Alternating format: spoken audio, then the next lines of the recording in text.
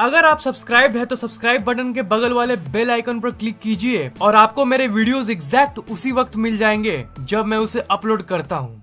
विज्ञान की इस दुनिया में हर दिन कोई ना कोई नई डिस्कवरी या इन्वेंशन होती रहती है। जैसे किसी दिन हमें कोई नई एलिमेंट के बारे में पता चलता है और किसी दिन एक ऐसी ग्रह के बारे में पता चलता है जिस पर हम रह सकते हैं हमारी धरती के खत्म होने के बाद। टेक्नोलॉजी इतनी एडवांस्ड हो गई है कि हमें लगता है कि हमने दुनिया के सारे रहस्यों से पर्दा उठा दिया, पर असल में इस दुनिया में मिस्ट्रीज भरी हुई है। आज हम हमारे इस दुनिया के बारे में कुछ ऐसी मिस्ट्रीज और सिंपल क्वेश्चंस को एक्सप्लोर करेंगे जिसका उत्तर विज्ञान अभी तक नहीं दे पाया। So let's explore the greatest unsolved mysteries in the world. Number 5, the underground mystery. इस धरती के सतह के अंदर क्या है कोई नहीं जानता। हम लोगों को सरफेस और थोड़ी सी गहराई में क्या है बस यही पता है। अब कुछ लोग कहेंगे कि सतह के अंदर क्या है ये तो सब कोई जानता है। सतह के अंदर तो पेट्रोल, कोयला और बाकी मिनरल्स पाई जाती है, पर आपको ये जान लेना चाहिए ये सब बहुत कम ही गहराई में पाई जाती है। मैं उसकी बात कर रहा हूँ जो इसके भी नीचे है। साइंटिस्ट ने भी सोचा कि इसके नीचे और क्या क्या हो सकता है। इसके लिए उन्होंने एक गड्ढे को बनाया जो करीब 12 किलोमीटर की थी। पर आपको शायद ये जान के हैरानी होगी कि बस ये 12 किलोमीटर गहरा गड्ढा दुनिया का सबसे डीपेस्ट गड्ढा है। जी हाँ, आपने सही सुना। आज तक इंसान 12 किलोमीटर से ज्यादा गहरे गड्ढे को नहीं डिग कर सका। इस गड्ढे का नाम है कोला सुपर डीप वेयरहोल और ये रशिया में मौजूद है। और आपको ये जान के हैरानी होगी कि इस गड्ढे को बनाने में करीब 26 साल लग गए थे। अब कुछ लोगों के मन में ये क्वेश्चन आ रहा होगा कि इस गड्ढे को और आगे क्यों नहीं कोड़ा गया, इसे सिर्फ 12 किलोमीटर तक ही क्यों डिग किया गया। इस प्रोजेक्ट को इसलिए बंद कर दिया गया क्योंकि जब ये गड्ढा 12 किलोमीटर तक पहुंचा तब इसकी टेम्परेचर काफी बढ़ गई थी। जैसा कि हम जानते हैं कि आप धरती के जितने अंदर जाओगे उतना टेम्परेचर बढ़ता रहता है क्योंकि आप धरती के कोर के सामने जाते रहते हो। 12 किलोमीटर की स्टेज में टेम्परेचर इतनी बढ़ गई थी कि इस गड्ढे को आगे कोड़ना इम्पॉसिबल था। अगर इसके आगे वो कोड़ते तो कोड़ने वाली जो इंस्ट्रूमेंट है वो भी गल जाती। ये काफी खतरनाक हो सकता था, इसलिए इस प्रोजेक्ट को बंद कर दिया गया। साइंटिस्ट बस अनुमान ही लगा सकते हैं, पर असल में इसके नीचे क्या है कोई नहीं जानता। इस गड्ढे को the deepest artificial point on earth कहा जाता है। मतलब इसके नीचे क्या है किसी को नहीं पता। इसको जस्ट हम प्रेडिक्ट कर सकते हैं। हम लोग अपने एनालिसिस और थिंकिंग से जस्ट थ्योरीज को निकाल सकते हैं, पर एग्जैक्टली ये नहीं कह सकते कि इसके नीचे क्या है। टिपिकली एक्सेप्टेड थ्योरी की बात करें तो हमें स्कूल्स में कुछ ऐसा पढ़ाया जाता है। हम लोग बस एज्यूम कर लिए हैं कि धरती की इतनी लेयर्स हैं, जैसे crust, upper lower mental and outer inner core. पर नए नए डिस्कवरीज होती रहती है और हर बार हमें कुछ नया सुनने को मिलता है। 2014 में एक डिस्कवरी हुई थी। उसके हिसाब से अगर हम धरती के और भी अंदर जाएं तो हमें एक पूरा का पूरा समुद्र मिलेगा जिसमें सतह के ऊपर मौजूद समुद्र से भी ज्यादा पानी है। जी हाँ, आपने सही सुना, एक अंडरग्राउंड ओशन। कुछ लोगों को इस बात पर यकीन नहीं होगा। मुझे भी यकीन नहीं हुआ था जब मैंने इसके बारे में पहली बार सुना था, पर मैं आपको बता देता हूँ कि ये एक कंफर्म्ड रिजल्ट है और आप इसके बारे में नेचर की इंटरनेशनल वीकली जर्नल में पढ़ सकते हो। तो अगर इस जगह पे वाटर मौजूद है तो इस जगह पे जीवन भी मौजूद होगा, क्योंकि वाटर इज लाइफ। जहाँ जल है वहाँ जीवन है। तो इसका मतलब वहाँ कई प्रकार के अजीब क्रिएचर्स भी मौजूद होंगे जिनके बारे में हम बिल्कुल भी नहीं जानते। किसी को नहीं पता कि सतह के नीचे आखिर है क्या। Number 4, unexplored caves.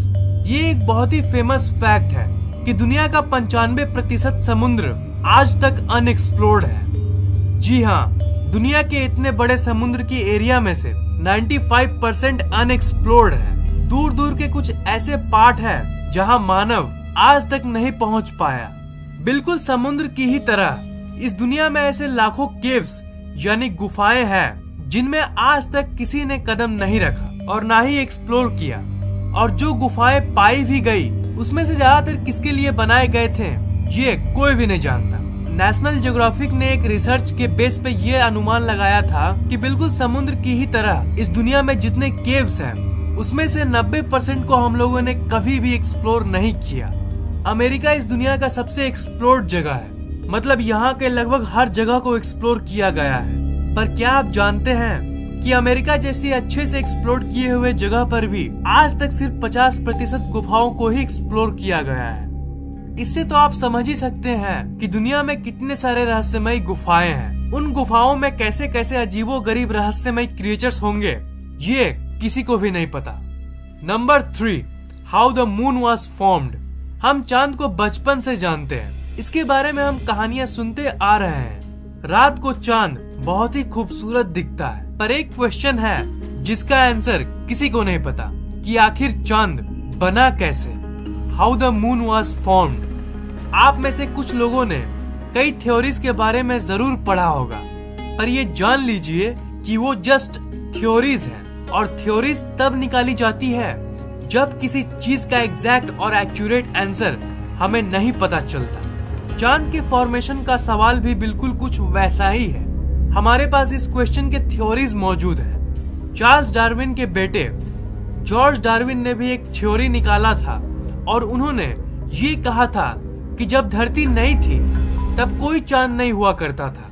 उस समय धरती की स्पिनिंग की रफ्तार काफी तेज थी। धीरे धीरे ये इतनी तेज हो गई कि धरती का कुछ हिस्सा स्पेस में चला गया, और ग्रेविटी के चलते वो टुकड़े आपस में जुड़ के एक गोलाकार ऑब्जेक्ट बन गई जिसे हम चांद कहते हैं। और जब वो पार्ट धरती से अलग हुई तब धरती की स्पीड नॉर्मल हो गई। दूसरी थ्योरी ये कहती है कि चांद कहीं और फॉर्म हुआ था और किसी समय ये धरती के करीब से गुजर रहा था, पर धरती की ग्रेविटी इतनी ज्यादा थी कि धरती ने इसे पकड़ लिया, और आज तक चांद धरती का चक्कर काट रहा है।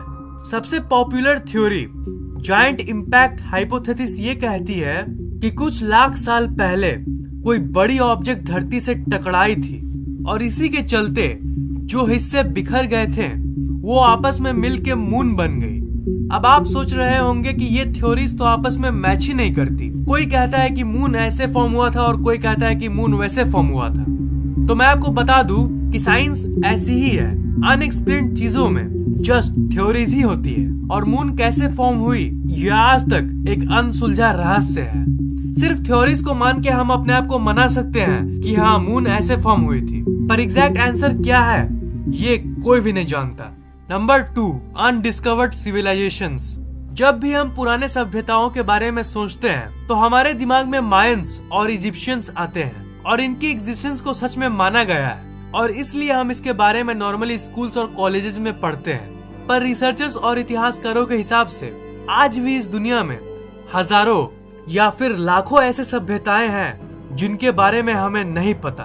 कुछ तो आज भी जिंदा है। जैसे पिछली वीडियो में मैंने नॉर्थ सेंटिनेल आइलैंड के कुछ निवासियों के बारे में बताया था। वो एक ऐसी सभ्यता है जिनको बाहरी दुनिया से कोई मतलब नहीं है। हर साल कोई ना कोई लॉस्ट शहर डिस्कवर होती है। इसका मतलब जो पहले की लॉस्ट शहर और सिविलाइजेशन है जैसे एटलांटिस और लायन सिटी, ये सब सच में मौजूद थी। बहुत लोगों को लगता है कि ये सिर्फ कहानियां हैं, पर अगर हम रिसर्च की माने तो ऐसे एक दो नहीं हजारों सिविलाइजेशंस थी और है इस दुनिया में जिन्हें हमने अभी तक खोजा ही नहीं। हो सकता है कि धरती के नीचे अंडरग्राउंड में ही कोई ऐसी सिविलाइजेशन मौजूद हो। हमारे इस रहस्यमय दुनिया में कुछ भी संभव है। Number 1, gravity. अब ये आपको बहुत सिंपल लगेगा, मैं जानता हूँ। आप लोगों को तो ये लगता है कि गुरुत्वाकर्षण कोई मिस्ट्री थोड़ी ना है, इसे तो हम अच्छे से जानते हैं, और यही वो फोर्स है जिसके चलते हम जब जंप करते हैं तो हम वापस गिर जाते हैं, और यही वो फोर्स है जिसके चलते धरती सूरज का चक्कर लगा रही है। पर असल मुद्दा ये है, आखिर ग्रेविटी है क्या? मेरा मतलब फंडामेंटल लेवल में ये क्या है, और ये आखिर काम कैसे करती है? इन क्वेश्चंस को अगर आप गहराई से देखोगे तभी इनमें आपको पॉइंट नजर आएगा, नहीं तो आपको ऐसा लगेगा कि इसमें कोई सेंस ही नहीं है।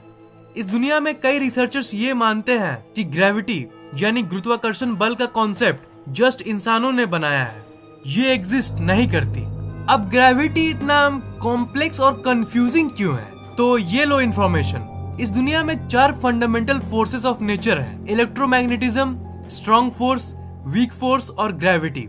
ग्रेविटी इस पूरे ब्रह्मांड को होल्ड करती है, पर क्या आपको पता है कि ये इन चारों फोर्सेस में से सबसे वीकेस्ट है? इन चारों में से जो वीक फोर्स है उससे भी अरबों गुना ज्यादा छोटी है ये फोर्स।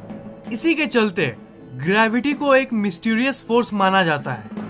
रिसर्चर्स ये भी नहीं जानते कि ग्रेविटी आखिर किस चीज की बनी है। कुछ लोगों को लगता होगा कि इस सवाल का कोई सेंस ही नहीं बन रहा है, पर अगर आप इस क्वेश्चन की डीपनेस को देखो तब आपको समझ आएगा। एटम्स और मॉलिक्यूल्स की ग्राउंड लेवल पे ग्रेविटी बिल्कुल ही अलग तरीके से काम करती है। शायद ये किसी अलग ही डायमेंशन यानी आयाम में एग्जिस्ट करती होगी। खैर, ये क्वांटम फिजिक्स एक अलग ही टॉपिक है जिसकी इंफॉर्मेशन मैं दूसरी वीडियो में कवर करूंगा। कई लोग तो ये भी मानते हैं कि इस धरती पे कुछ ऐसे जगह भी है जहां ग्रेविटी के लॉज काम नहीं करते। पर जो फंडामेंटल क्वेश्चन है कि ग्रेविटी आखिर किस चीज की बनी है, ये एक असल मिस्ट्री बन के रह गई है। इस वीडियो को लाइक, कमेंट और शेयर करना मत भूलिएगा। और मैं हर 2 दिन में ऐसे ही इंटरेस्टिंग वीडियोस अपलोड करता रहता हूँ, इसीलिए इस चैनल को सब्सक्राइब करना मत भूलिएगा। आप हमारे फेसबुक पेज को लाइक, ट्विटर और गूगल प्लस को फॉलो कर लीजिए ताकि हम लोग आपस में हमेशा कनेक्टेड रहें।